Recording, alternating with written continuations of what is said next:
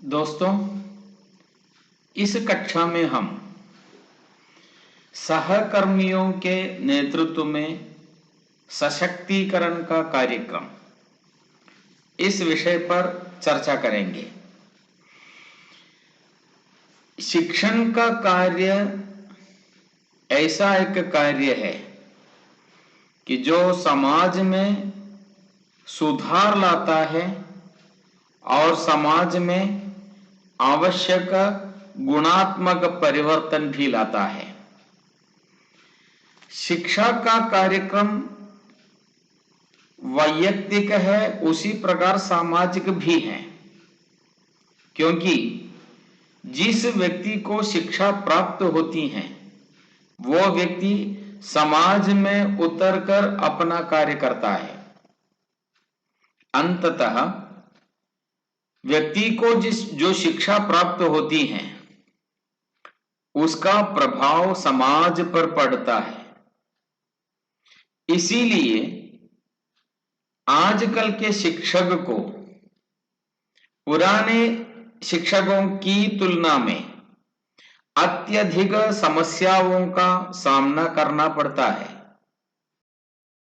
जो शिक्षक शिक्षण कार्य में जी लगाकर तल्लीन रहता है वो अनेकानेक सवालों को सामना करता है। अधिगम की प्रक्रिया कैसे चलाए? अधिगम की प्रक्रिया चलाते समय सब छात्रों को एक समान अपने साथ कैसे ले आए? जो छात्र असामान्य व्यवहार करता है उसके लिए नई नई प्रक्रियाएं कैसे चुने? क्या जो कार्य हम सिखा रहे हैं वो सारा का सारा हर छात्रों के अंदर आ जाता है या नहीं? ज्ञानार्जन की प्रक्रिया सब छात्रों के लिए क्या समान रूप से होता है या नहीं? इसी प्रकार की अनेक समस्याओं से गुजरकर शिक्षक का जीवन बीतता है। अपने ज्ञान एवं कौशल में अद्यतनीकरण अपडेशन कैसे लाएं? अर्थात एक अच्छा प्रोफेशनल टीचर कैसे बन सकते हैं, यह भी एक समस्या है। शिक्षा के क्षेत्र में होने वाले नवाचारों को जाने और उसे स्वीकार करें। छात्रों का भली भांति मूल्यांकन करें और मूल्यांकन के लिए नए नए तकनीकियों का प्रयोग करें। यह सब आजकल के अध्यापकों के लिए एक समस्या है। इसके अलावा विद्यालय में कई प्रकार की शालाएं हैं। ग्रंथशाला है, समाज शास्त्र के लिए प्रयोगशाला है, लाइब्रेरी है, साइंस की लाइब्रेरी है, लैंग्वेज लाइब्रेरी है। इन सारी की सारी शालाओं का ठीक ठाक प्रबंधन भी शिक्षक का ही विषय है। यहां एक शिक्षक दूसरे शिक्षक का सहायक बन सकता है। शिक्षक को अपने सहकर्मियों से मदद मांगनी चाहिए और मदद देनी भी चाहिए। आपसी सहयोग से, सहायता से विद्यालय में होने वाली अनेक समस्याओं का सफल निपटाव संभव है। हां, देखने की बात है कि सहकर्मियों या सह शिक्षकों के बीच में जो रिश्ता है वो सौहार्दपूर्ण हो, मैत्रीपूर्ण हो, एक दूसरे की विचारधारा को माने और दूसरों के मान्यताओं को आदर से देखें,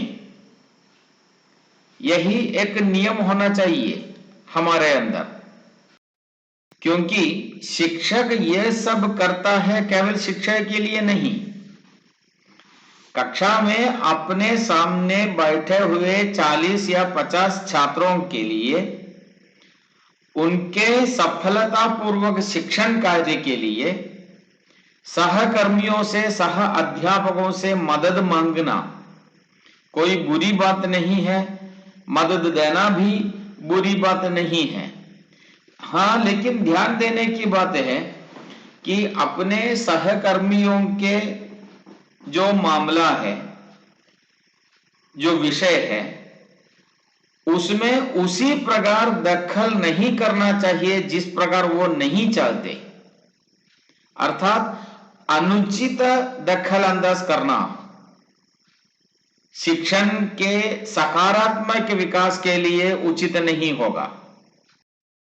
कहने का तात्पर्य यह है कि शिक्षकों को मिलजुल कर काम करना चाहिए, आपसी सहयोग बना के रखना चाहिए, संसाधन, अनुभव आदि को लाभान्वित करना चाहिए।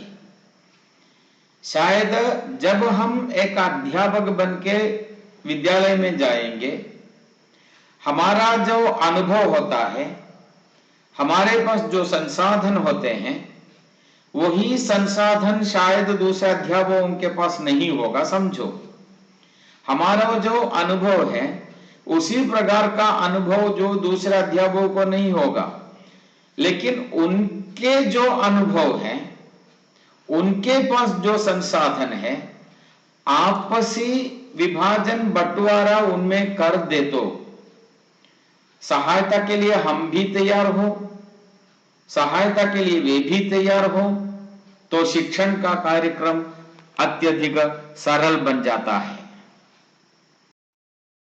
इसके लिए एक अनुभवी शिक्षक को नेता के रूप में चुनना कोई बुरी बात नहीं है। आजकल विद्यालयों में जो एसआरजी हो रही है, उस एसआरजी का एक लक्ष्य यह भी है कि आपसी सहयोग। जब अध्यापक सेवाकालीन कोर्स के लिए भागीदार हो रहे हैं, अर्थात इन सर्विस कोर्स में जब वो भागीदार हो रहे हैं, वहां जो रिसोर्स पर्सन है, आरपी है, माने संसाधक व्यक्ति है, संसाधन व्यक्ति है, उससे भी इसी प्रकार की सहायता हम ले सकते हैं। और क्रियात्मक अनुसंधान जैसे कार्यों में भी, क्रियात्मक अनुसंधान जैसे कार्यों में भी अनुभवी अध्यापकों से हम मदद मांग सकते हैं और उनसे मार्गदर्शन ले सकते हैं, उनसे सहायता ले सकते हैं।